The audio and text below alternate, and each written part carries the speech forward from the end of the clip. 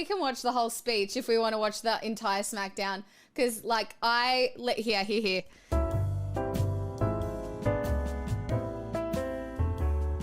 If you want a champion against discrimination, you don't want One Nation. Oh, that's true. One Nation wants autistic children to be taken out of public schools because, and I quote, they're a strain on the rest of the class. People don't choose.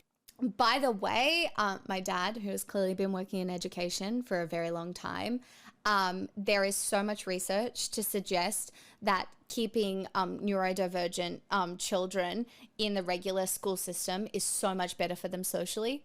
And like, yes, there needs to be more support for neurodivergent children and children that struggle, but it's actually like so much better to keep them within the school system for like social progress. It's like really important. Choose to be autistic. Taking them out of school is discrimination. And One Nation just loves it. One Nation wants a ban on any immigration from majority Muslim countries, even if the person isn't Muslim. People don't choose what country they're born in. That is discrimination. One Nation has no problem with that either. One Nation is opposed to same-sex marriage. People don't choose to be gay. That is discrimination. One Nation has no issue with that either. One Nation is not a fighter against discrimination. One Nation seeks to profit from it. It's just a fundraising exercise for them. It's true. One Nation attempt to profit from racism, like overt and underhanded racism. You can see it in the policy. You can even see it. They say it out loud. Half the time they say it out loud. It's actually ridiculous. Like, there is a literal clip of Pauline Hanson coming to Parliament in a burqa to try and get it banned. It is entirely bleeped up. I am bleeping my own fucks from now on.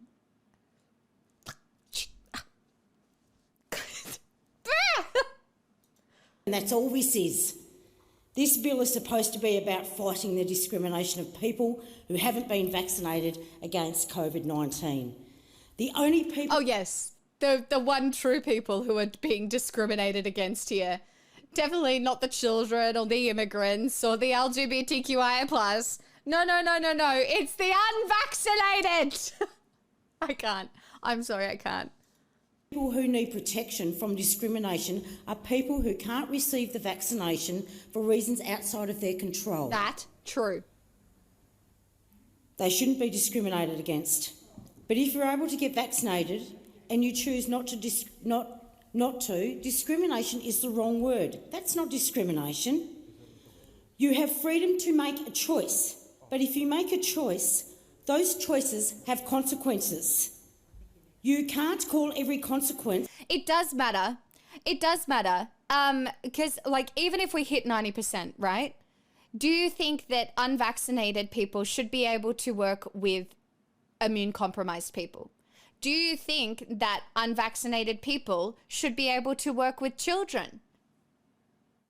On the off chance that that could affect a child's life, that person, due to them being able to spread the disease easier, could make a child sick. This is what we're talking. This is the big thing, right? And a lot of this is a very contentious subject in Australia right now, and this is what a lot of the protesters have been doing. So I can give you a very interesting example that is very, very difficult to deal with, right? And so there is going to be exceptions to this rule. So somebody I know got vaccinated, had a really bad allergic reaction to the vaccination, the first Pfizer shot. Didn't know she was allergic to whatever's in it, but is allergic to the vaccination. Therefore, cannot get the second Pfizer dose. In order for her to work, she has to be fully vaccinated. She can't work. So there do need to be exemptions here, but it is it's a complex thing to talk about. But when people are trying to frame this conversation as discrimination, no, public health is not discrimination. Caring about your fellow citizen is not discrimination. Same with aged care. Completely agree, Mudman. It's a choice, a discrimination. If you get behind the wheel of a car and drive twice the speed limit, you may be comfortable taking that risk with your safety, but you'd be putting other people's lives at risk, and you don't have the right to do that, and you will more than likely lose. To be honest, that's how I made all of my decisions throughout the pandemic. Can I live with myself making this decision if the people that I know and love got sick? That's why I was so good with the rules and everything like that, because that is what played in the back of my mind. Am I taking as many precautions as I can? Am I doing everything I can? And you know what? If I was doing the best I can and people around me still got sick, then there's nothing you can do, right? If I was wearing a mask, if I was, doing my best, then that's okay. I can live with that. But if I was actually going out of my way to not get vaccinated, if I had elderly parents, I couldn't live with myself. I couldn't live with myself. Your licence. You are not being discriminated against. You choose to do something that puts other people's lives at risk. Yeah. And you will be accountable, you will be held accountable for that choice. It is that simple. That's what we're talking about here. People who don't get the vaccine are making a choice. You have a choice. We all have choices to make. We all get a choice. You're making a choice that means you're more likely to get COVID and you're more likely to spread it to someone else. And that is your choice. It is your right. I want to make that clear. And I support that choice. I'm just checking with Steve. But you don't get to decide how the rest of Australia responds to that choice. You can't force someone else to act a certain way to you because of your freedom to choose. That's not how we do things in this country. We've got freedom of speech in Australia, but you can't stop people reacting to what you say with your freedom of speech. We have a freedom of assembly, but you can't stop the rest of us from calling you out if you're being disruptive and rude. Having the freedom to choose isn't the... Do we have freedom of speech? I think we have freedom of political speech, but I mean, then again, I'm pretty sure that Peter Dutton won his defamation case against a person who tweeted today for like $30-something thousand. So just be careful with what you tweet, because this tweet was like up for like 20 minutes. It had like 20 retweets, and Peter Dutton sued this person for defamation and won. So, call me out if I got any of the facts of that wrong, but the same as having freedom to avoid the consequences of that choice. Some might say that if you're vaccinated, probably because she doesn't you're love required to, in order to keep your job, you've been forced to get vaccinated. That's not right, and that's not being truthful at all. Yeah, that makes sense. That is not correct. If you want to work with vulnerable people, you need to do a police check. If you want to work with kids, you do have to have a working with children check. That is the way it is, and we do that to keep people safe. How about that? We put others before ourselves. You Gosh, you can tell that she's fired up. Those checks. It is. No one's forcing you. But if you don't do them... I don't agree with Jacqui Lambie on everything. I really don't. But sometimes I find myself agreeing with some of her populist takes. And I definitely agree with this blasting of Pauline Hanson's vaccine discrimination bill. You can't work where you want to work. It's as simple as that. That is the way it is. If you want to work as a cabbie, you need a licence to drive a cab. People without licences are not being discriminated against. If you want to work in aged care, you need to have a flu vaccine. And that rule has been in place before COVID-19 was even a twinkle in a Chinese bat's eye, for goodness sake. That's the way it is. You have a right to choose. You don't have a right to put vulnerable people's lives at risk. You don't have that right. And so you shouldn't have that right. You don't have the right to go into an aged care home unvaccinated and risk starting a COVID outbreak for the elderly. I agree. I have constituents with autoimmune conditions who run businesses. If they're forced to serve unvaccinated customers, they'll have to choose between risking their lives or shutting down their businesses. You don't have the right to force them to make that choice either. Keeping in mind that Scott Morrison, I think earlier in the week, said, you know, people should be able to go get a cup of coffee. We shouldn't be stopping the unvaccinated from being able to go get a cup of coffee. Yeah, but you don't know who is serving the coffee. Like, if that person is immunocompromised. Like, I just don't understand. Oh, what's infuriating. Either. It's true. We have pubs in Hobart that will have to close. Jacqui Lambie is an independent senator, for those of you wondering. Those pub owners should be able to choose to protect themselves and their... From Tasmania, correct? Jacqui Lambie is an independent senator from Tasmania. Please correct me if I'm wrong. I want to make sure I get the information right for the globalies. Staff. And they should be able to say, I can't afford to have an unvaccinated person in here. They're already on their knees. They should not be forced to pay for another person's choice not to get the vaccine. Oh, absolutely, this is the Benji. point. I agree with that. Nobody has the right to make someone's life less safe. That's not what freedoms mean. That's not what freedoms mean at all. You have the freedom to make your own choices. She does Everyone sound else has the very freedom Australian, to doesn't she? respond to your choices. Gosh, she's so And angry. you don't get to control that no matter how much you might want to. Oh, the death. Now, I get that some people have a lot to feel fear like about I'm the being vaccine. stared I down. understand that for some, putting that needle in your arm is a hard choice to make. It's good to ask questions about how the vaccine was... I think nurses should have to be vaccinated. I think there should be vaccine mandates in healthcare, aged care, childcare. Are you kidding? Call me a fascist, but... developed, where it comes from, and how we know if it's safe. And I've asked plenty of those questions myself. I put it to the Department of Health, I've put it to the TGA, and I wouldn't have it any other way. That's a democratic process in this country. But the problem is politicians like Senator Hanson and Senator Roberts are using people's fear to boost their own election campaigns, and they're using fear to make money. And that's... Oh, that's the most base take yet, because that is exactly what the fucking Liberals are doing. This is exactly what is going on right now. There is so much fear-based rhetoric, and you can see it globally. You can actually see it globally happening right now. The rise in fear-based rhetoric around the vaccine, around mandates. It's obvious in America. It is obvious here. And it's not just Pauline Hanson. It's the Liberals. It is that entire side of the bench. That's what this is about from One Nation.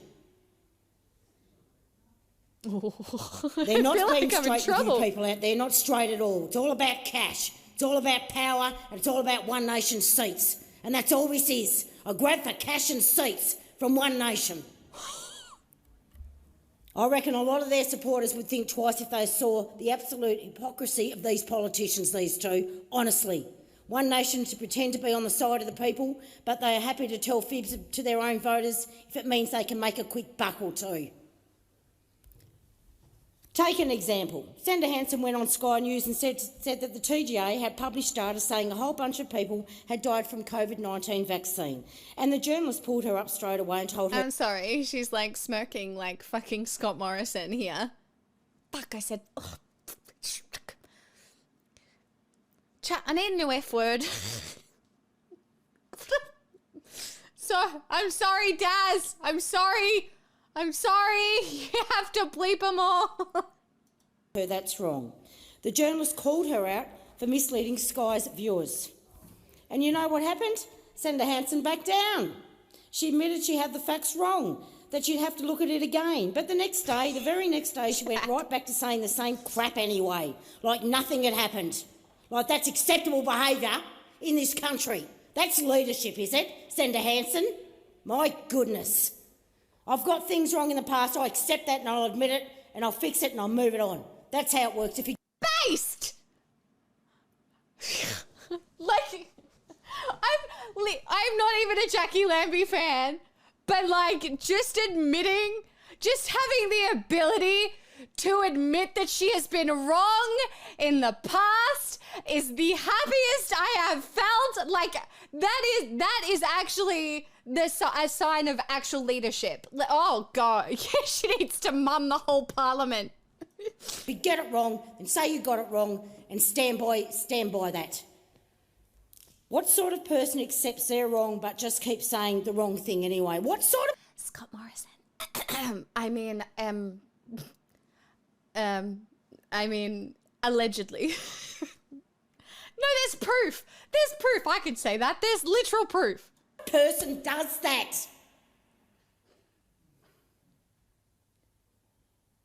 Let's be clear. I don't want people being forced to get vaccinated. I don't think we should ever do that. But I think there's a world of difference between opposing that and supporting this damn bill. This bill says that the freedom of unvaccinated is more important than the freedom of the vaccinated. Really? It says that 9 in 10 Australian adults who have gone out and got the jab don't get a choice themselves. That we don't have a choice to keep COVID out of our work sites, our aged care homes, our pubs, our cafes, our houses, away from our kids. It says some people should be allowed to make consequence-free decisions, that some people should be able to yell fire in a crowded room and get away with it scot-free. I don't think so. Not on my watch. Here's the thing. Being held accountable for your own actions isn't called discrimination. It's called being, you wouldn't believe it, a goddamn bloody adult. That's right as being an adult. It's putting others before yourself. And that's what this country's supposed to be about. We don't have lockdowns and border restrictions because state premiers love discrimination. That's rubbish. We have them because state premiers don't want people dying. Because they don't want to be playing Russian roulette with their own people's lives. That's why they're doing it.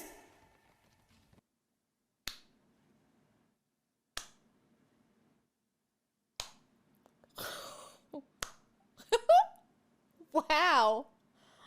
Holy moly. That is why they're doing it. One Nation is the champion for the right for unvaccinated, COVID-carrying mainlanders to come. By the way, I'm pretty sure she's not here because she's not vaccinated, right?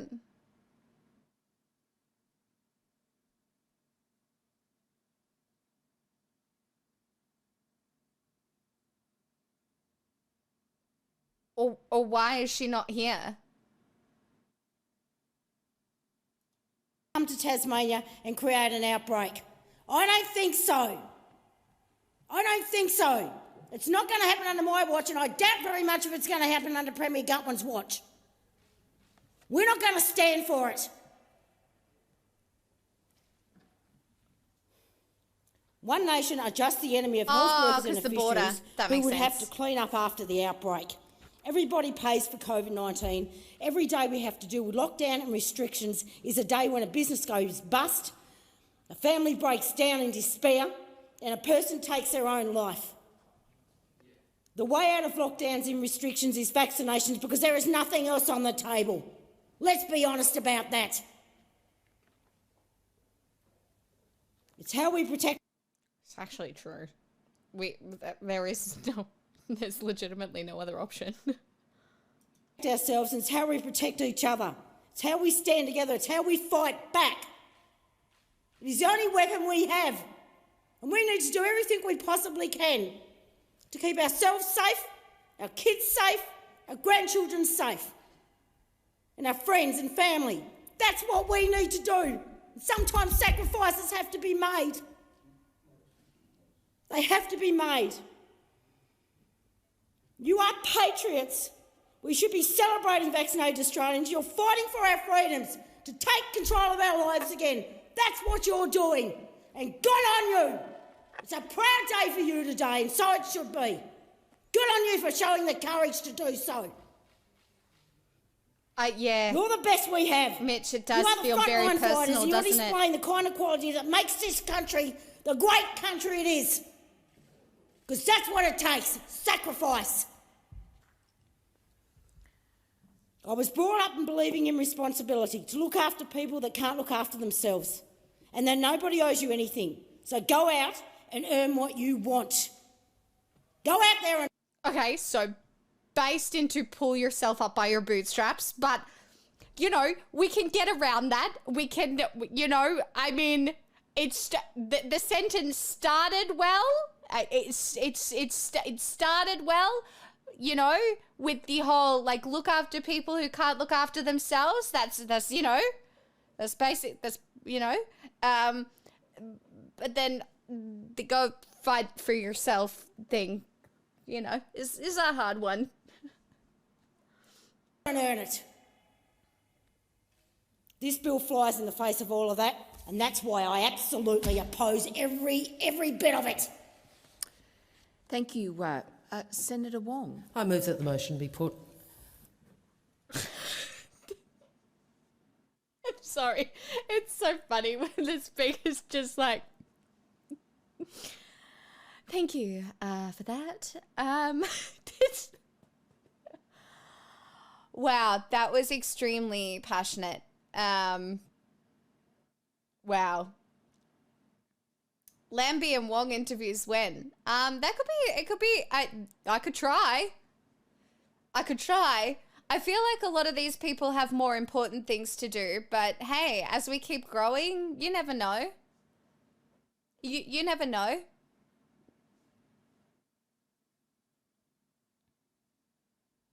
Oh, Penny Wong is amazing. Yeah, Penny Wong is such an incredible speaker, and she continually holds the government to account. You can at least tell she cares regardless if you disagree with her. I absolutely agree with that. You never know if you don't ask. It's true. We'll continue to ask other MPs. Yeah, I feel like Mudman, I feel like the thing about Jacqui Lambie is that she really does connect to Australians. For the global audience here, Jacqui Lambie is a particularly relatable candidate for a lot of Australians, and obviously for her, for Tasmania. In the way she speaks, in the things that she's passionate about, in her language. Yeah, she you know, she is like, she is very obviously fighting for the rights of the working class, while having some populist rhetoric, which sells very well here in Australia, but also to an extent kind of fits into, I guess, some neoliberal ideology as well. Yeah, I would say that she's got a lot of integrity. Vin, I would probably agree with that. She's definitely got some shit wrong in the past. That's for sure. But I think that having independent senators is kind of a good thing. Because sometimes with independent senators, they have less party allegiance, therefore they can have more effect on bills that are going through, because you know, you don't know really where they fall in regards to party lines, and they can flip, but it's also they are not beholden to the party line in a lot of cases, right? It is very hard to run and get office as an independent. It's a very hard thing to do when you've got the structure of the Labor Party and the structure of the Liberal Party, and even to an extent the structure of the Greens, to get through. Thanks for watching. If you did, don't forget to like, comment, and subscribe for more political content. I am streaming live every night, 6:30 p.m. AEST at twitch.tv/pixelspixel. Thanks.